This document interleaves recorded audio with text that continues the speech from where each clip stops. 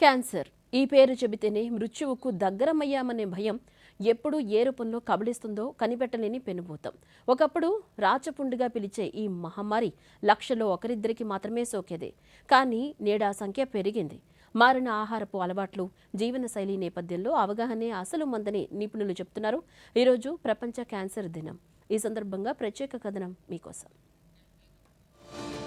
రాష్ట్రంలో క్యాన్సర్ కేసుల సంఖ్య పెరుగుదల జాతీయ సగటుతో పోల్చితే ఎక్కువగా ఉండటం ఆందోళనకు గురిచేస్తోంది. 2020 నాటికి 25,487 కేసులు ఉండగా 2025 నాటికి 35,546కు పెరిగాయి.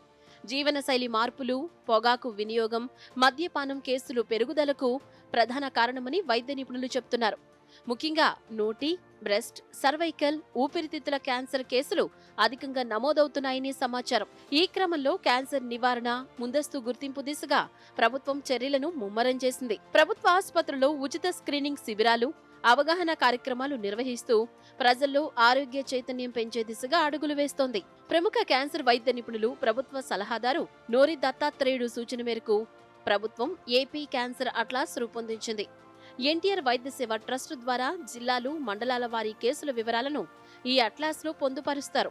2021-25 మధ్య ఎన్టీఆర్ వైద్య సేవ ట్రస్ట్ ద్వారా చికిత్స పొందిన వారిలో 64.19% మంది మహిళలు, 35.82% మంది పురుషులు ఉన్నారు. ఇందులో మెడికల్ ఆంకాలజీ విభాగంలో చికిత్స పొందిన వారు 81.68%, సర్జికల్ 6.62%, రేడియేషన్ ఆంకాలజీ 11.71% మంది ఉన్నారు. అట్లాస్ ద్వారా ప్రభుత్వం నిర్వహించిన సర్వేలో దాదాపు 2,90,00,000 మందికి స్క్రీనింగ్ పరీక్షలు నిర్వహించి ఈ వివరాలను సేకరించారు. 2030 నాటికి కేసుల సంఖ్య మరో 20% పెరిగే ప్రమాదం ఉందని ప్రపంచ ఆరోగ్య సంస్థ, భారత వైద్య పరిశోధన మండలి అంచనా వేస్తున్నాయి. క్యాన్సర్ కు అప్రమత్తత, అవగాహనే సరైన మందు.